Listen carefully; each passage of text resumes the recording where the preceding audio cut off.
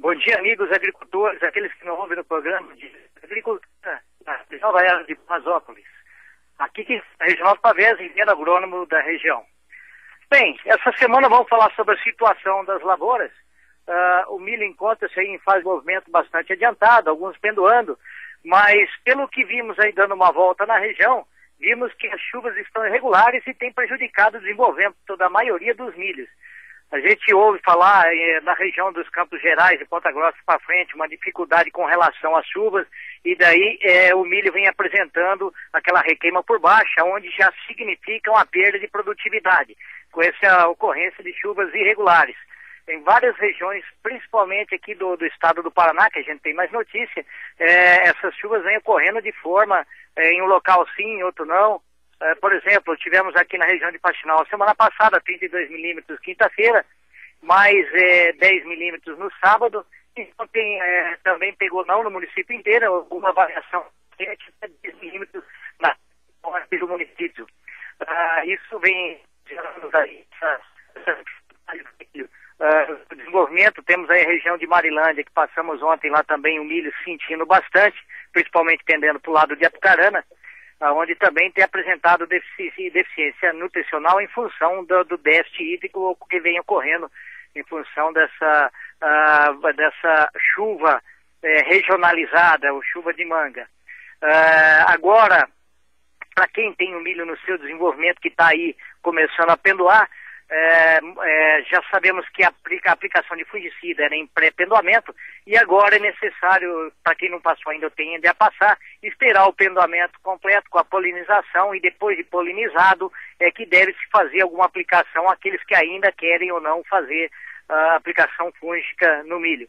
Alguns têm feito com avião, outros com autopropelido. Qual que é melhor, um ou outro? Devido ao custo do milho, o custo da aplicação aérea se torna mais viável no momento, porque o preço no nível que está o preço do milho, o amassamento existe, não é um amassamento simples, amassa bastante, derruba bastante o milho, e somado essas percas no preço, no nível de preço que está hoje, eu acredito que, colocando na ponta do lápis, é muito mais viável a aplicação aérea. É lógico, a aplicação aérea é possível, é recomendada, O que varia muito é em relação à cauda, os produtos utilizados, outros produtos colocados adicionados para aumentar a densidade, e o próprio óleo vegetal, para que tenha a superfície recoberta pelo óleo, para que não se evapore e dê mais peso à cauda, para que desça mais rápido, e também com relação à altura de voo.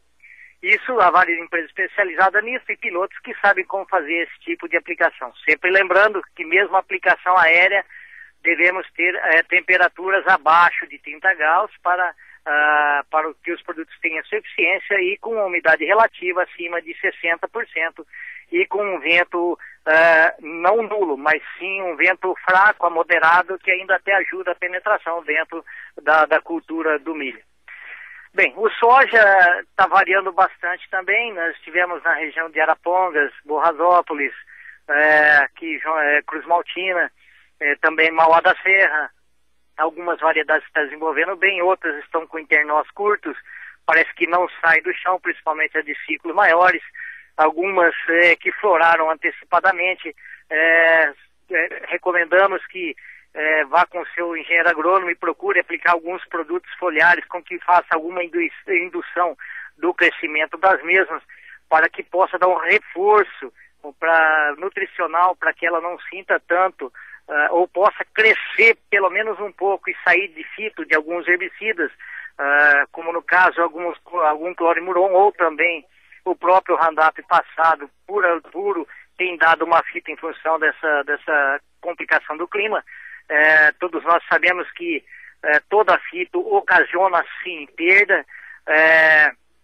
Se você plantar um talhão, por exemplo, que de uma planta resistente ao Roundup, e a outra aplicar na mesma planta resistente, aplicar um produto sistêmico ou de contato com relação àqueles produtos convencionais, é lógico que um Roundup vai dar mais, em função de que a fito desses outros produtos convencionais ocasiona sim a perda de produtividade. Isso são estudos que foram feitos há vários anos, e nós sabemos e temos certeza de que a fito tem dado uma redução de produtividade.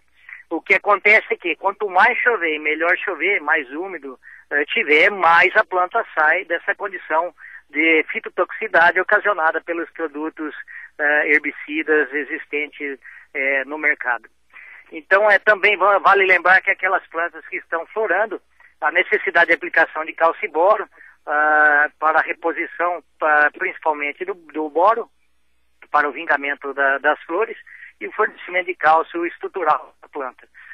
Também não temos a pressão muito grande de ferrugem asiática, porque tem lá no Mato Grosso 6 casos, 6 focos já anunciados, mas como está atrasado e o clima seco, provavelmente esse ano não deve ser um ano de muita dor de cabeça para ferrugem.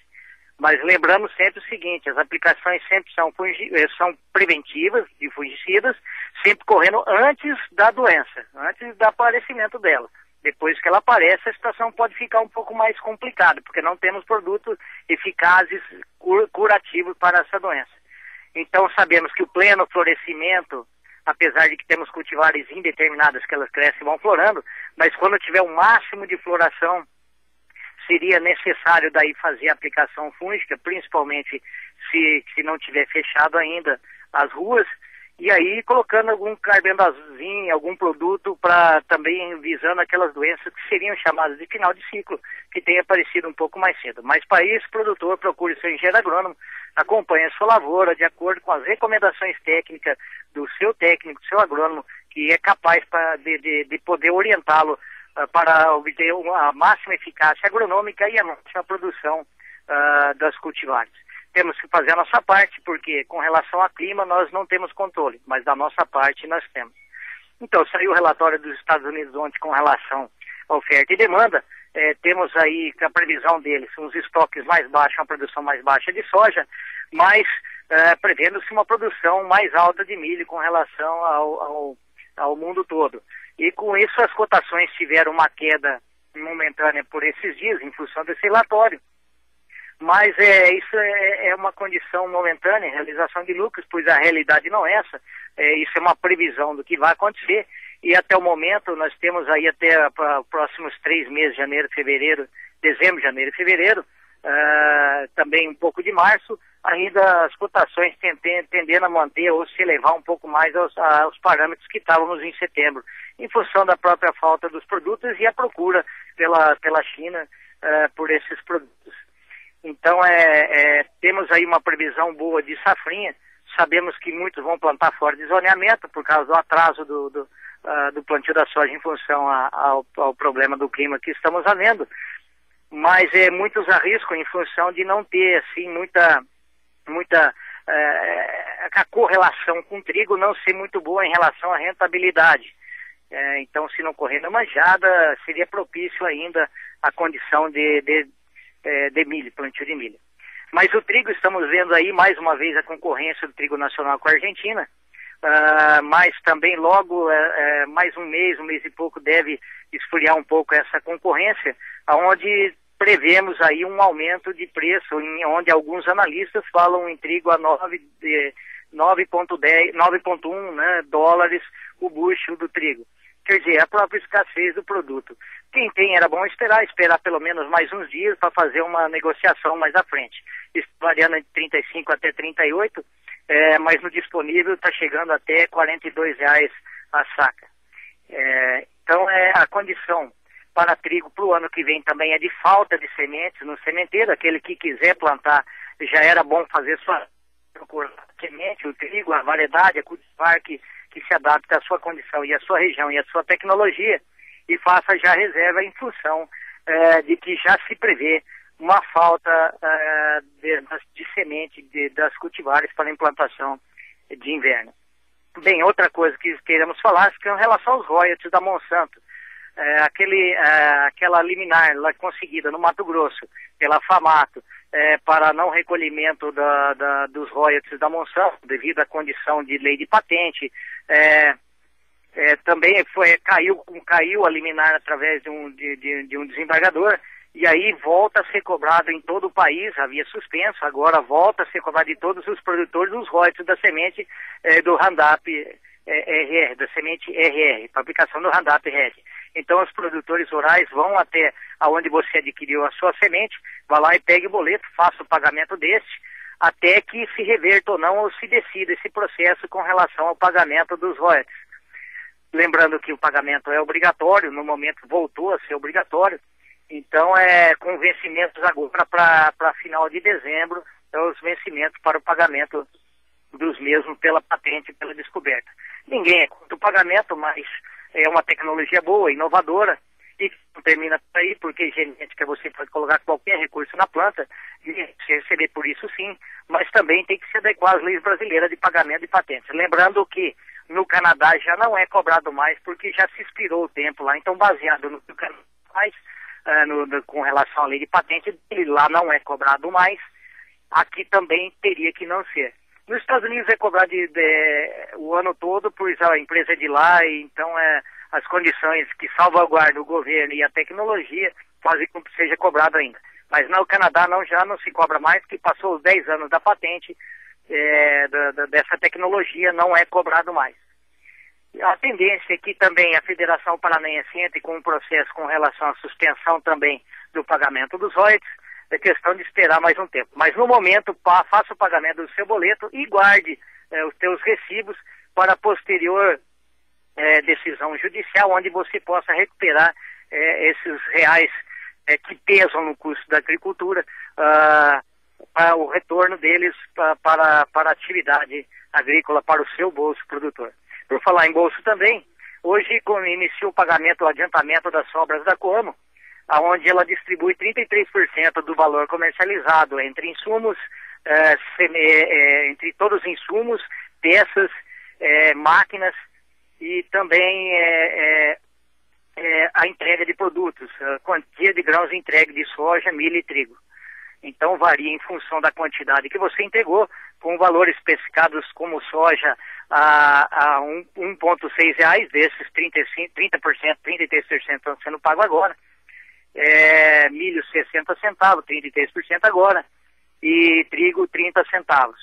Então, aqueles que são cooperados da Coamo, a partir de hoje está sendo entregue o adiantamento das sobras referente ao balanço desse ano, e os outros 67% vão ser pagos lá em fevereiro, depois da Assembleia Geral, onde se aprova as contas da Coamo e a atividade do ano inteiro.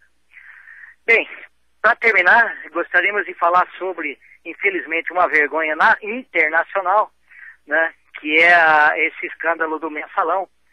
Graças a Deus temos lá o nosso ministro Joaquim Barbosa, excetuando Lewandowski e o Toffoli, que foi colocado pelo Lula, que estão querendo proteger ele, então estão querendo maquiar tudo e salvar bandido. Isso é uma coisa errada.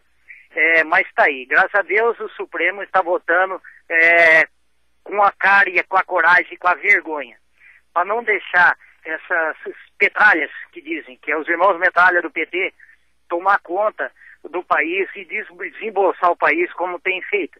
Isso é uma vergonha, todo mundo já sabia, bastou alguém agora falar o que já se sabia. Havia publicações e livros já falando sobre a chefia do Lula com relação ao mensalão, e a papelada está toda aí. Marcos Valério diz que tem as provas guardadas, ele vai mostrar, dizendo que é mentira, isso é uma enganação do povo, pois estão usurpando do povo, estão destruindo o governo brasileiro na sua estrutura, na sua capacidade de investimento, de administração, colocando esses petralhas para poder acabar com o país.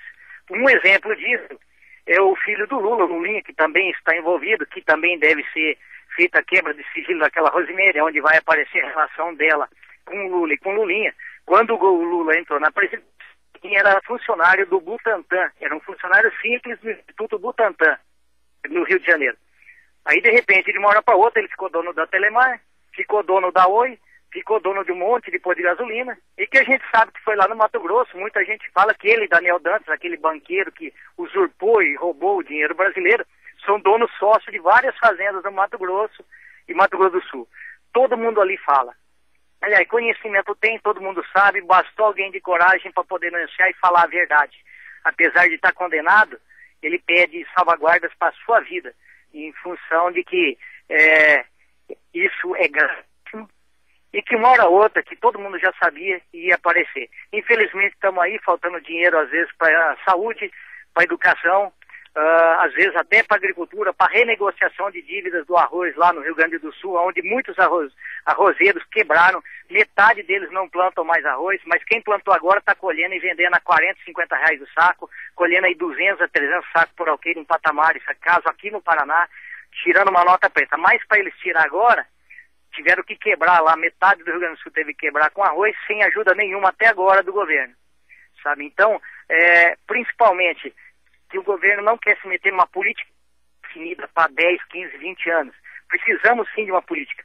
Agora, eu acho que a grande preocupação dos governantes são legislar em causa própria, vendo só o lado dele. Então temos agora o seguinte lema: antes esse pessoal que está lá era preso político, e agora eles estão virando políticos presos. É uma pena. Está aí a sua arma, produtor rural, que é o seu voto. Pense bem na hora de votar. Cuidado com esses petralhas de PMDB, PT e aqueles que eram na ditadura os presos políticos, que hoje estão virando político preso. Essas são as notícias da semana. Voltamos a semana que vem com mais novidades do programa Dia a Dia da Agricultura, sobre as atualidades, comércio e clima. Muito obrigado, até a semana que vem.